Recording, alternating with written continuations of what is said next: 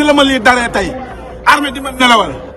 armée di ma def lii lu ñaaw lii tey kon man mérité wu ma lii mérité wuñu lii ñun ñii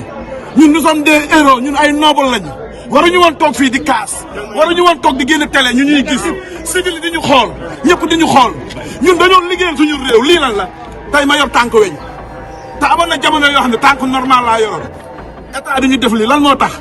ñu ngi leen di ñaan yéen askan wi ngeen jug xeexal ñu parce que ñu ngi xeex boobu ba léegi kenn déggul leen kon jug leen ngeen kaasal ñu suñu droit lii sama ordonnance sama garab yi jeex na tàkk ordonnance yaa ngi ni 3 mois kenn joxuñu garab sama bopp baa ngi métti garabu dof wala garabu lan garabu tànk wala borom nopp bi am problème borom loxo bi am problème kumba gi amul problème ana tuufaayam ñun ñëpp am nañ problème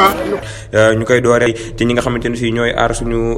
kaaraange réew ñi militaire lañu bokk kenn si ñoom di wuyoo ci tiru Ibrahima Ndoye moom nag nee na dafa sotti woon essence ci kanamu ki nga xamante ne si moo di ministre des forces armées ngir naqaru li nga xamante ne si moom la ñu am waaye moom mi nga xamante ne si kon moo wuyu ci turu Ibrahima Ndoye ba tey moom mi nga xamante ne si kon génn na wax kàddu yooyee nee na kat ñetti weer yi nga xamante ne si génn nañ ko lu toll ci ñeent fukki soldat ak juróom benn ci dee nañ ndax kat li leen rey moo di ñàkkum garab te bu ñu fàttalikoo ci 15 décembre bi nga xamante ne si génnoon nañu ko ki nga xam ne moo di ministre des forces armées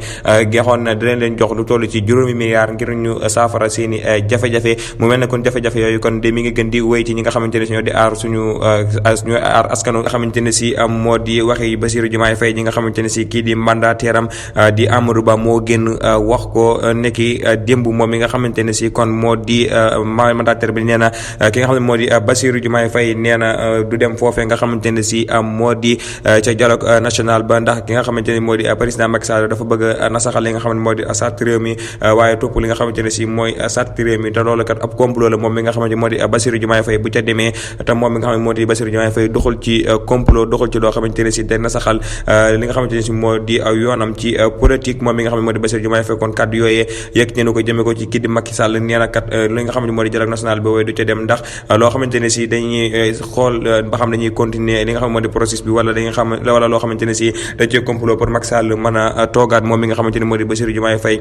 du ca dox donte sax faatoo ci kaso bi waaye li nga xamante ne si moo di dialogue national boobee du ca teg tànkam nga xamante ne si kat moo di Bassirou Diomaye Faye waaye ñeneen ñoo xamante ne si ba tey lànk nañ loolee nga xamante ne si moo la Macky Sall bëgg di waa aar suñu élection ñoom nag nee nañu dialogue national boobee duñ fa teg seen tànk waaye ki nga xamante ne si moo di waa conseil dinañ bind bataaxal wax leen ko ñu teggi tànk ci li nga xamante moom la ñuy teg te wax Macky Sall li nga xamante ne si moom la war a def ci réew mi mooy organiser ay élection balaa le 2 avril ndax ñëpp mën a nekk ci jàmm ñoom ñi nga xam ne ñoo di waa aar élection suñu élection nag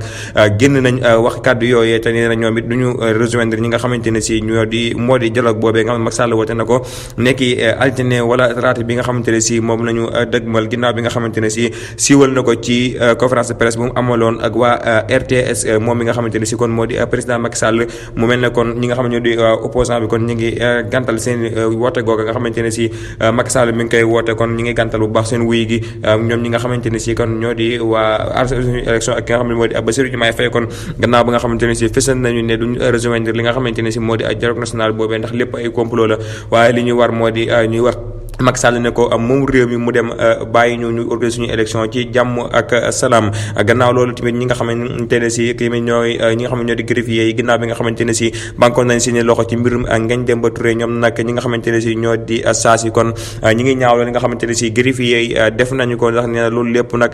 nasaxal li nga xamante ne si moo di yoon la te ñoom dong liggéeywuñ ci yoon kon wax na kon heure bu nga xamante ne si soxna nañ leen ci tour de table rek ñu toog ñu càmbar li nga xamante ne si moo di mbir yi waaye waruñu banque seeni loxo ngir jàppale benn doomu aadama boo xamante ne si yoon moo ko teg loxo ñoom ñi nga xamante ne ñoo di greffier yi nee nañu ñi nga xamante ne si kon ñoom la saa si wax ñoom si ñun nekku ci ñun li ñuy def moom ñun la intéressé waaye ñoom ñi nga xamante ne ñoo di saa si kon ñaawlu nañ loolu nga xamante ne si greffier yi def nañ ko ci mbirum Ngagne Demba Touré moomee loolu lañ leen indi leen ñi nga xamante ne si kon yéen ñuy topp suñu site bii di Rewmi Média kon ni leen koy faral di waxee bu leen fàtte partager tey abonné dana yokk doole pass ba tax lépp loo xamante ne si am na ci réew mi ak bitim réew ngeen mën cee